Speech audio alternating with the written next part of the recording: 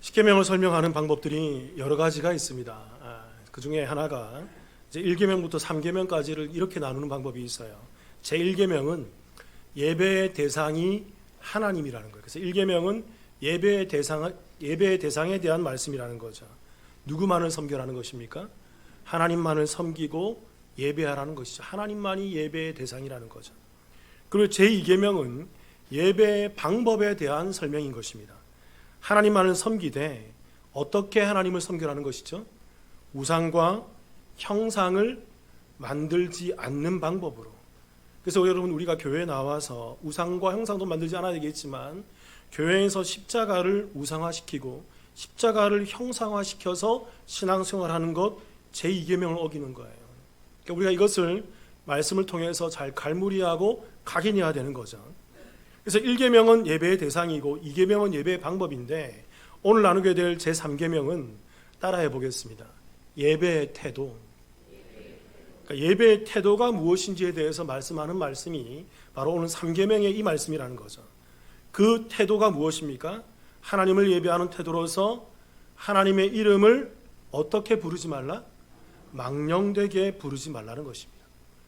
그렇다면 여러분, 우리가 이 하나님의 이름을 망령되게 부른다는 것이 어떤 의미를 갖고 있을까요? 일반적으로 우리가 어떤 대상을 만나게 되면 그 대상을 만나서 제일 먼저 물어보는 게 뭐죠? 알게 되면 제일 먼저 물어보는 게 뭐죠? 당신의 이름이 무엇입니까? 이름이죠. 왜 그렇습니까?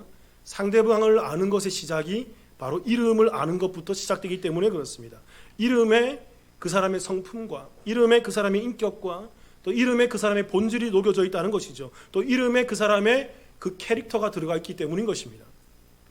그래서 여러분, 우리나라에서 제가 질문 들어볼게요. 우리나라에서 제일 긴 이름이 몇 자인지 아세요? 아마 들어보신 분들이 있을 줄 알고 있지만 제가 찾아본 바에 의하면 우리나라에서 제일 이름이 긴 사람의 이름이 17자라고 그래요. 이 이름이 제가 읽어볼게요. 박하늘별님 구름햇님보다 사랑스러우리. 아마 이게 박하늘이겠죠, 이름은.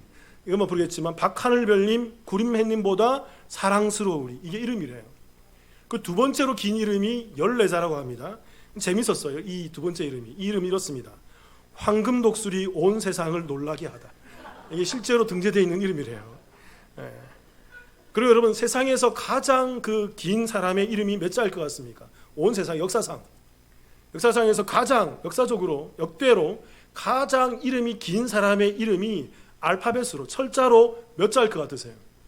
대충 한번 생각해 보세요. 몇 자일 것 같아요? 한 100자? 한 500자? 찾아보니까 746자라고 합니다. 이 사람의 이름을 짧게 줄인 이름이, 이게 독일 사람인데 이런 이름이래요. 짧게 줄인 게 이거래요. 허버트 블레인 볼레 슈볼레 슈타인 하우젠 베르거 도르프. 이게 이 사람이 짧게 줄인 이름이 이 정도고, 풀네임은 746자라는 거죠. 왜 이 사람이 이름이 길어졌냐? 이유가 있습니다.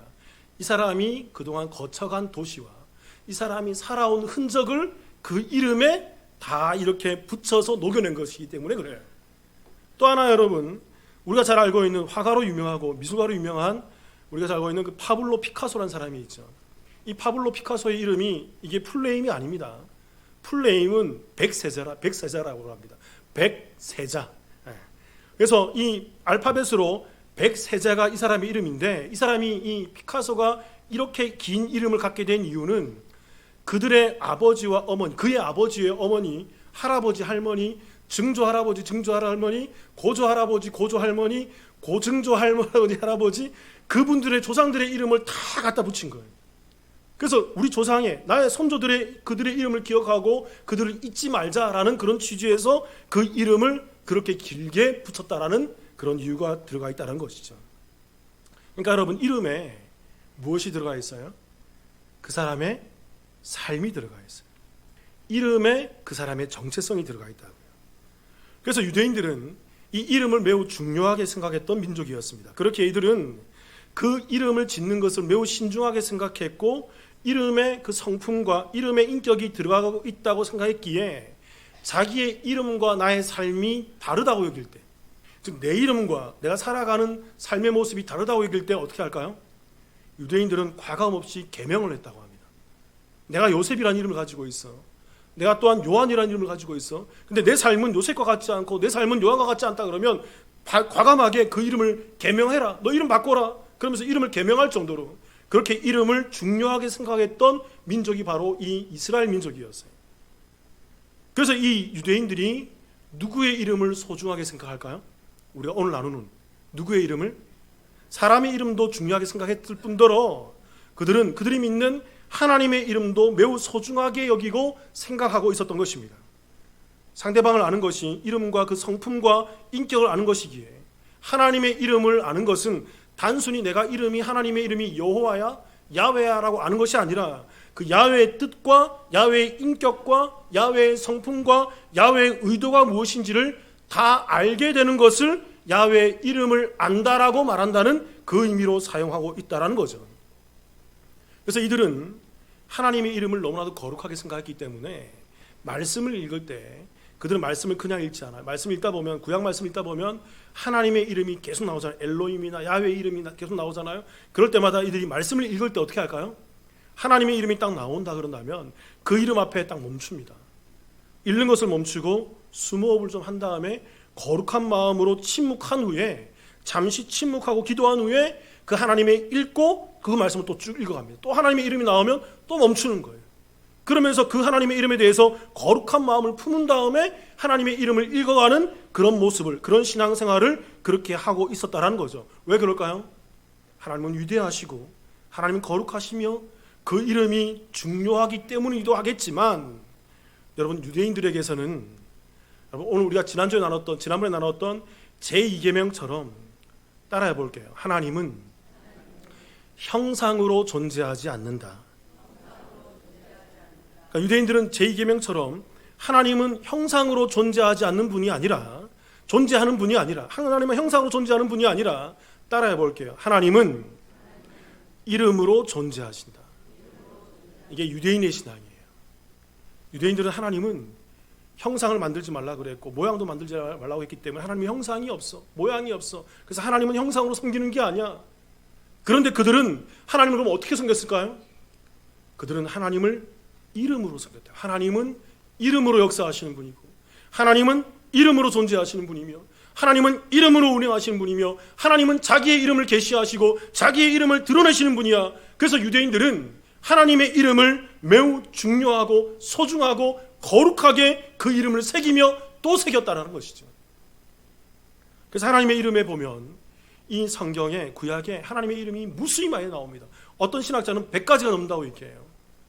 그중에 대표적인 게 이런 거지 않습니까? 야훼 또는 엘로힘, 엘샤다이, 여호와 라파, 여호와 이레, 여호와 샬롬, 여호와 샴마, 엘 올람, 엘 칸나, 엘 엘리온, 헤아릴 수 없는 그 하나님의 이름들이 이 성경에 다 계시되어 있어요. 왜 그럴까요, 여러분? 하나님은 잘 아셔야 돼요. 2계명과 3계명을 잘 이해하셔야 돼요. 하나님은 형상으로 존재하지 않고 이름으로 존재하는 분이기 때문에 그렇습니다. 하나님은 이름으로 역사하는 분이기 때문에 그래요. 그래서 좀 전에 얘기했지만 이스라엘 백성들은 그 성경에서 하나님의 이름을 읽을 때면 잠시 멈춰서 침묵하면서 그 다음 절을 읽어나갔던 사람들이었고 그리고 더 나아가서 그들이 이름을 기록할 때, 이름을 필사할 때는 하나님의 이름이 나오면 그 이름 앞에 자기가 쓰던 필기구를 놓고 새로운 필기구를 가져와서 여호와, 야훼라고 쓴 다음에 그것을 내려놓고 또 다른 원래 쓰던 필기구로 그 이름을, 그 성경을 필사해 나갔다는 것입니다. 하나님은 이렇게 이름을 소중히 생각했어요. 그리고 그들은 하나님의 이름을 말해야 될 때 어떻게 해야 됐습니까? 야훼, 거룩한 네 글자, 그 야훼라는 이름을 발음하지 않았어요. 이 거룩한 네 글자를 너무나도 거룩하기 때문에 어찌 죄된 내 입술로, 우리 육신된 우리의 입술로 하나님의 이름을 내 입술로 발음할 수가 있어? 그래서 야훼라고 부르지 않고 뭘로 불렀을까요? 자음인 야훼라고 부르지 않고 모음인 뭘로 불렀을까요? 따라해 볼게요. 아도나이.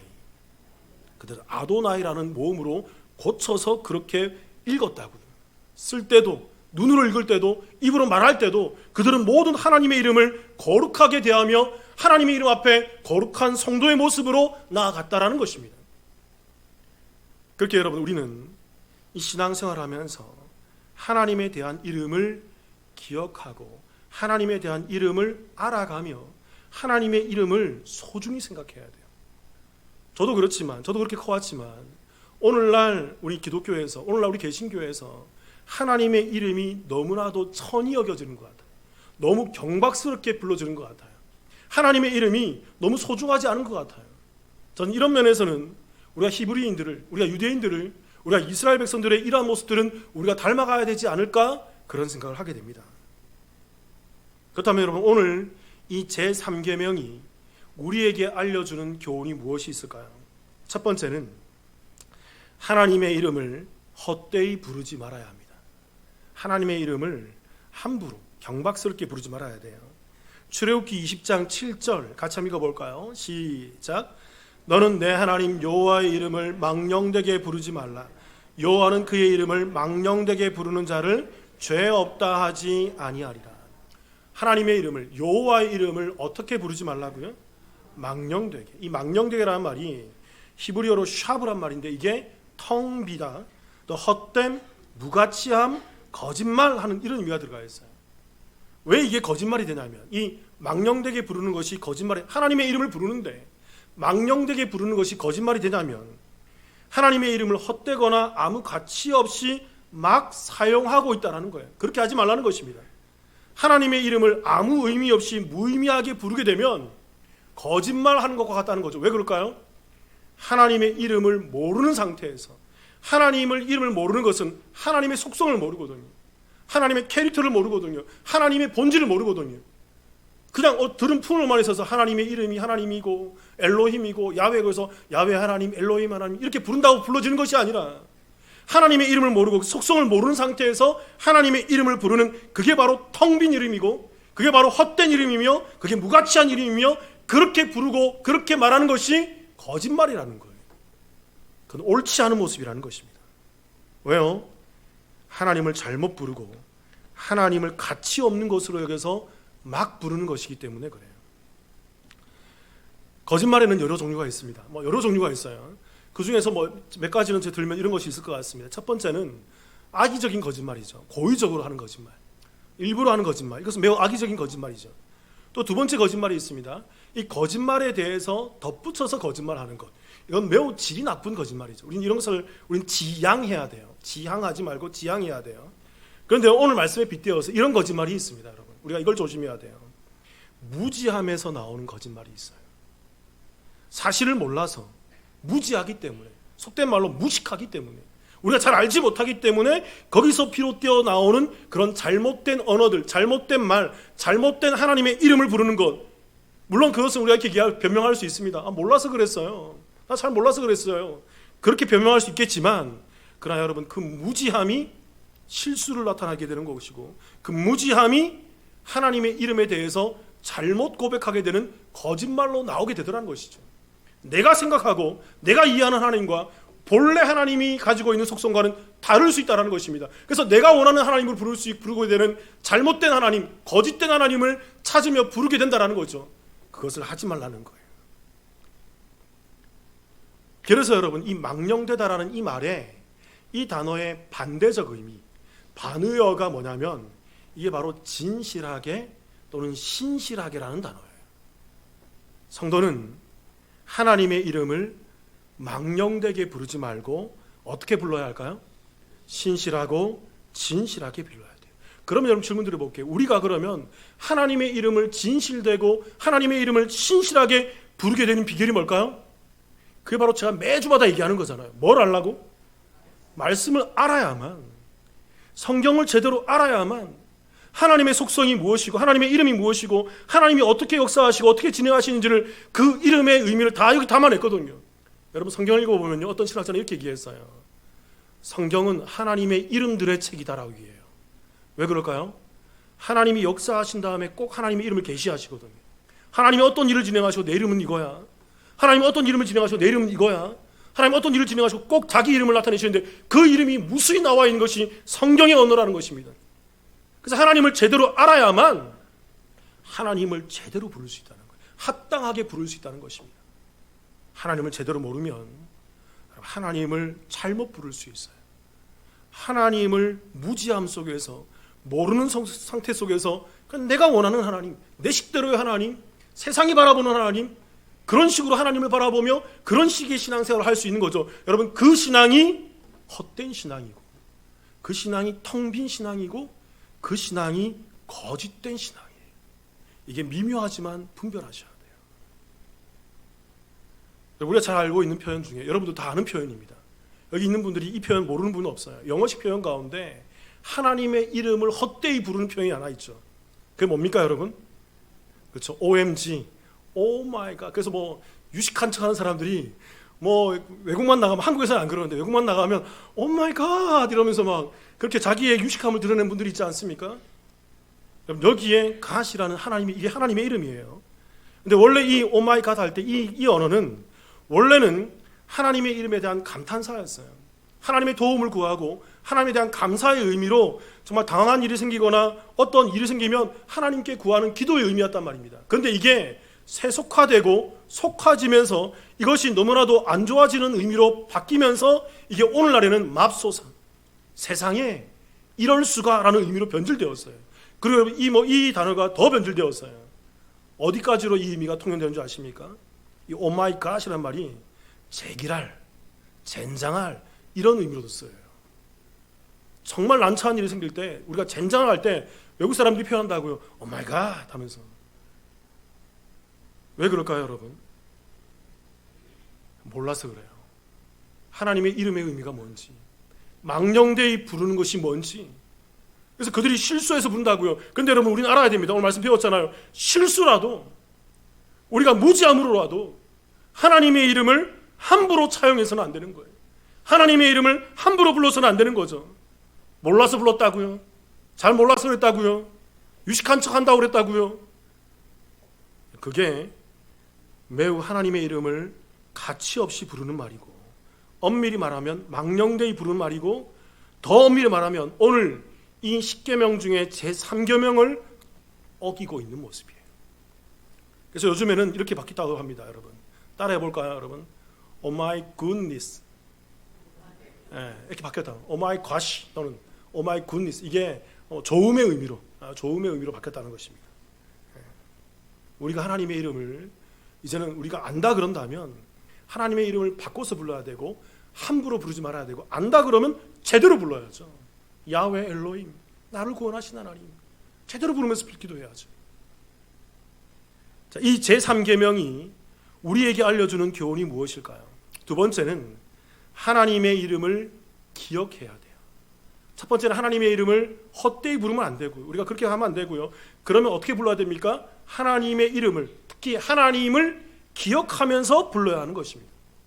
다시 한번 우리 말씀 읽어볼게요. 출애굽기 20장 7절 같이 읽어볼게요. 시작. 너는 내 하나님 여호와의 이름을 망령되게 부르지 말라. 여호와는 그의 이름을 망령되게 부르는 자를 죄 없다 하지 아니하리라. 여기서 망령되게 부르지 할 때 이 부르다, 이 부르지란 말이 히브리어로 이게 나사라는 말이에요. 이게 들어올리다 또는 운반하다, 집어서 운반하다 또는 내가 어떤 목적을 가지고 취하다 그런 의미인데, 여기에 들어있는 속뜻이 뭐냐면 의도적으로 들어올리는 것입니다. 어떤 목적과 의도성을 가지고 옮기는 거예요. 어떤 목적과 의도성을 가지고 그것을 취하고 내가 가지게 되는 것을 말하는 것입니다.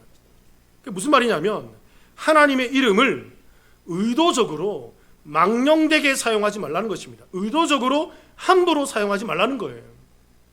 여러분 잘 아셔야 돼요.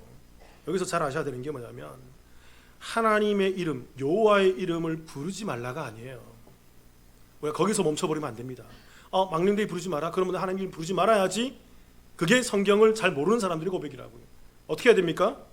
하나님의 이름을 망령되이 부르지 않지만, 하나님의 이름을 헛되이 부르지 말아야 되지만 어떻게 불러야 돼요?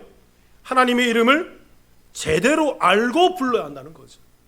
제대로 알고 불러야 한다는 것입니다. 의도적으로 제대로 알아서 그걸 분별하고 하나님의 이름을 기억해내서, 하나님이 이런 일을 행하셨지, 성경에서 하나님의 이름이 이런 의미셨지, 성경에서 하나님의 이름이 여호와가, 야훼가, 엘로힘이, 여호와 라파가, 여호와 샬롬이 이런 의미였지, 그러면서 그 하나님의 이름에 대한 정확한 기억을 가지고 의도성을 가지고 제대로 불러야 한다는 것이죠.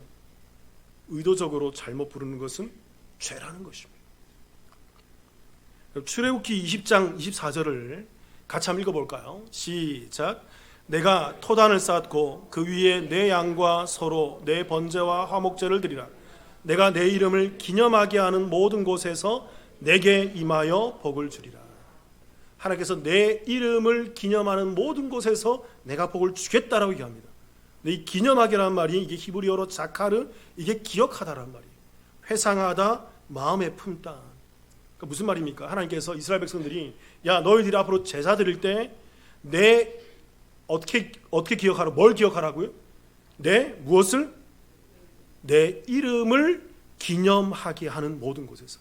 그러니까 너희들이 제사 드릴 때, 너희들이 앞으로 예배 드릴 때, 우리가 지금 예배 드리잖아요. 이 예배 드리는 우리의 자세는 뭐냐면, 우리의 태도는 뭐냐면 하나님의 이름을 기념하는 것, 하나님의 이름을 기억하는 것, 하나님의 이름을 회상하면서 하나님의 이름을 정확히 우리의 마음에 품고서 제사 드리고 그렇게 예배 드리라는 것입니다. 그 제대로 된 예배, 하나님의 이름에 대한 정확한 자각과 그 이해와 그 이름을 품고 있는 자들의 그 온전한 예배 가운데 하나님께서 그들에게 복을 주겠다라는 것. 명쾌하지 않습니까? 여러분, 애굽에 있는 이스라엘 백성들을 구원해낸 하나님의 이름이 뭐였죠? 예전에 제가 하나님의 이름을 설교할 때 얘기했잖아요. 모세가 출애굽을 단행하기 전에 하나님으로부터 하나님의 이름이 뭡니까? 난 스스로 있는 자야. 그러면서 하나님께서 자기의 이름을 또 계시했죠. 그 이름이 뭐였죠? 그 야훼였잖아요. 야훼, 여호와였잖아요. 이게 무슨 뜻입니까?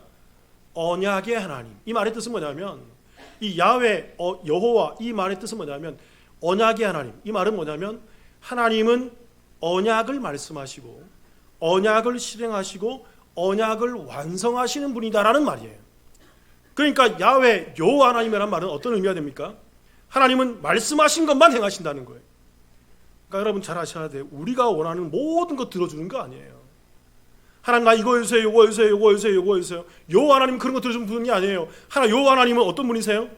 그 여호와, 야훼 하나님께서 말씀하신 것, 본인이 말씀하신 것, 본인이 이 땅에 언약하신 것, 본인이 이 땅 율법 가운데 언약 가운데 말씀하셨던 그 말씀만 성취하는 분이 바로 야훼, 여호와 하나님이란 말입니다. 그런데 그 하나님께서 모세에게 나는 야훼야 라고 계시하시면서 이스라엘 백성들을 출애굽해 주시죠. 그때도 배웠잖아요, 여러분. 하나님께서 왜 이스라엘 백성들을 출애굽해 주실까요? 우리가 야훼, 무슨 하나님? 언약의 하나님, 말씀하셨기 때문에 그래요. 말씀 읽어볼게요. 창세기 15장 13절에서 16절 제가 읽어볼게요. 보세요. 이미 이스라엘 백성들이 출애굽하기 수백 년 전에 하나님께서 이 말씀을 약속하셨다고 그랬잖아요. 제가 읽어볼게요.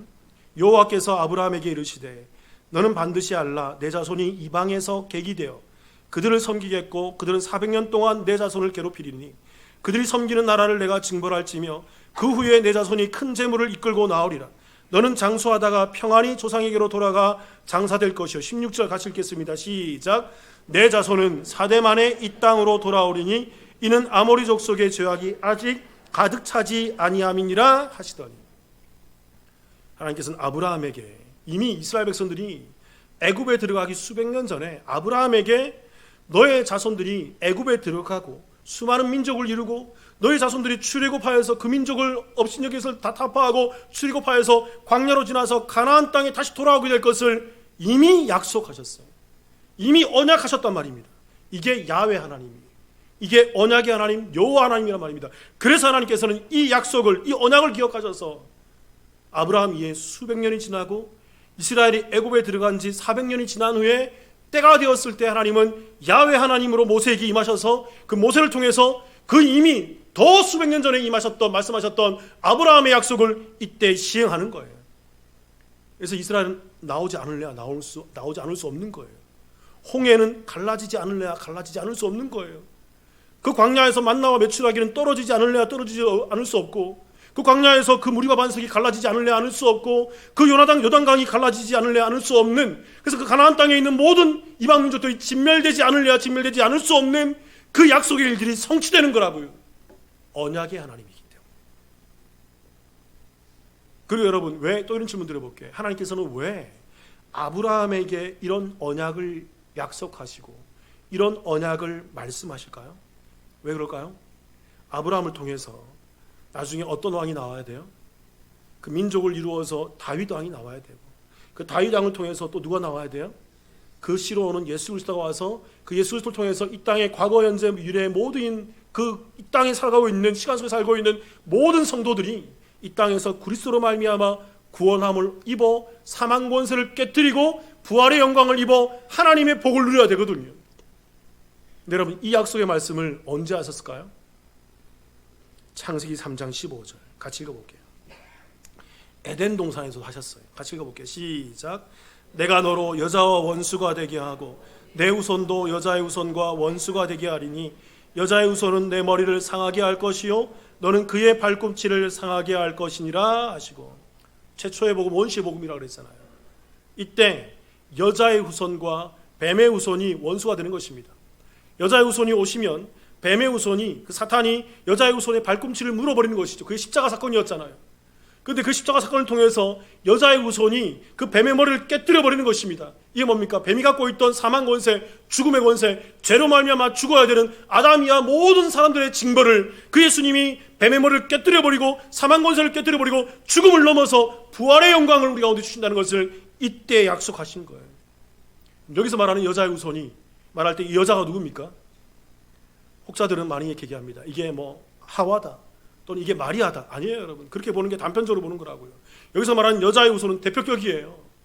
이 땅에 오시는 그 예수 그리스도를 낳게 하는 그 후손, 제라, 씨를 낳게 하는 그 여자, 그게 바로 교회예요.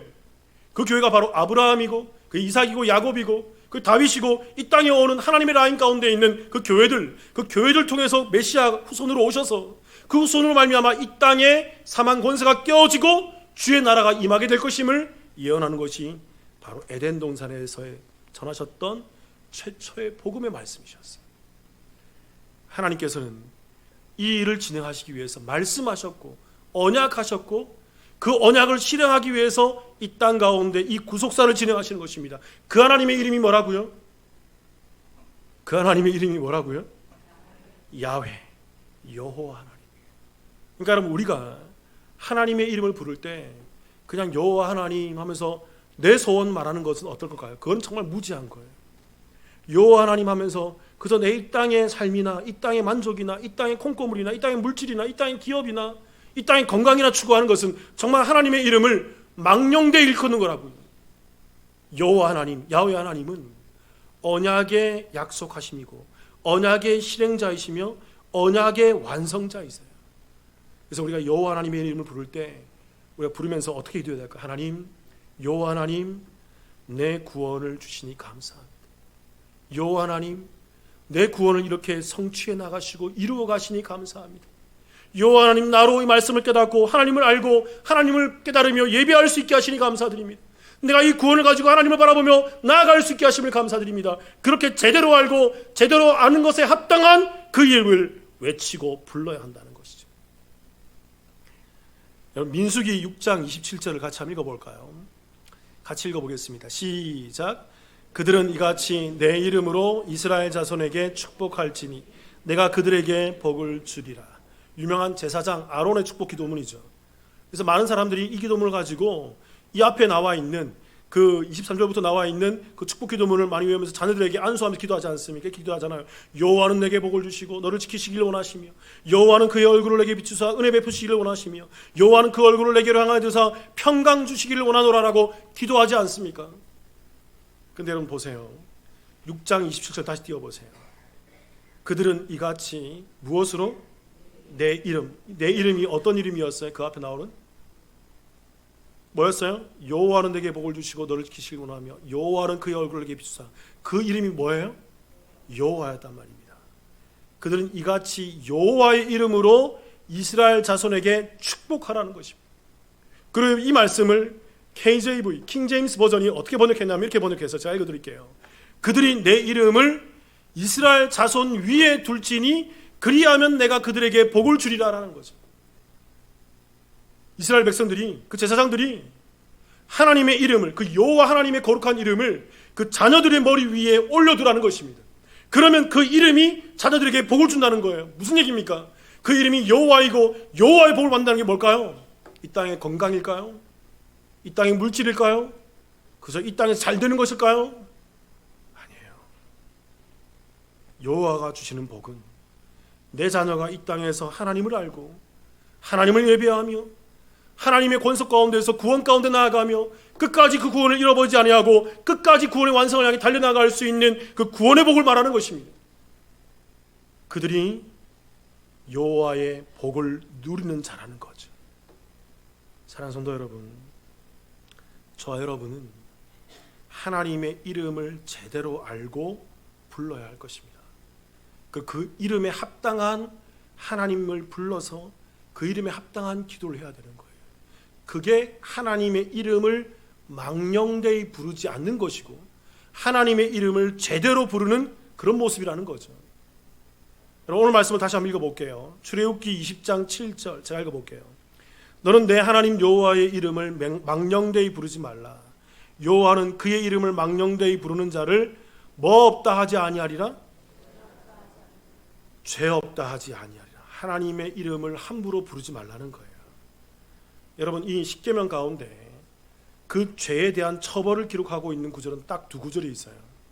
그게 바로 이계명, 우상과 형상을 만들지 말아요. 그래서 여러분, 우리가 우상과 형상을 만들지 말아야 돼요. 십자가를 우리가 우상화시키면 안 돼요. 매우 조심하셔야 됩니다. 그래서 그 이계명에 내가 그들의 죄를 갚겠다라고 얘기하셨어요.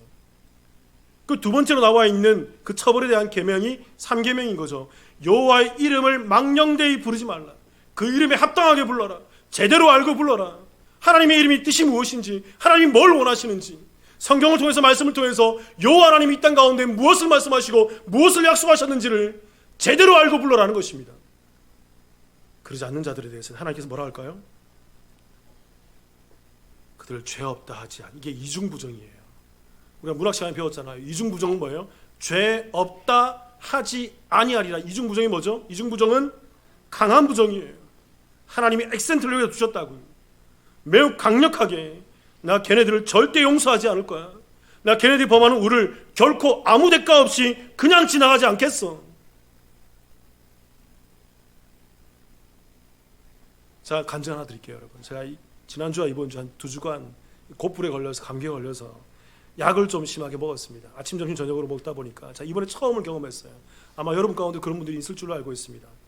처음 이 약을 보면 이번 처음 느꼈던 게 뭐냐면 우울해지더라고요. 이번에 감정이 좀 이렇게 말라가더라고요. 굉장히 우울해지고 무기력해지면서 굉장히 힘들었습니다. 여러 가지가 다 힘들어요. 교회 생활하는 것도 그렇고 많은 것도 힘들어졌어요. 힘이 쭉 빠지죠. 그래서 부흥사님께 제가 얘기했어요. 내가 슬럼프가 온 것 같다고. 난 늘 이렇게 활기찼는데, 늘 싱싱하고 달려갔는데 나 슬럼프가 온 것 같다고. 근데 제가 이렇게 하면서 제가 느꼈던 게 뭐냐면 저의 신앙도 말라가는 것처럼 느껴지더라고요. 제가 깨어나서 기도했어요. 하나님, 제가 비록 내 감정은, 비록 내 육신은, 비록 내 상황은 이렇게 말라가고 우울해지지만 하나님, 내가 하나님을 향한 내 신앙은 우울해지지 않게 해주옵소서. 하나님을 향한 내 신앙은 말라가지 않게 해주옵소서. 여러분 잘 아셔야 돼요. 여러분, 하나님은 내가 기분이 좋으면 섬기고 내가 기분이 나쁘면 섬기지 않는 그런 하나님이 아니에요. 우리의 감정에 의해서 좌우되는 하나님이 아닙니다. 하나님은 말씀을 통해서 알아가서 그 말씀에 깨닫고 아는 만큼 하나님을 섬겨야 되는 거예요. 비록 약물이 나를 힘들게 할지라도, 비록 육체적으로 내게 어려움이 다가온다 할지라도 하나님의 이름을 알고 하나님을 제대로 알며 그 이름을 제대로 부르며 하나님의 이름을 외치는 저와 여러분의 삶이 되기를 주님의 이름으로 축원합니다. 같이 한번 기도하십시다.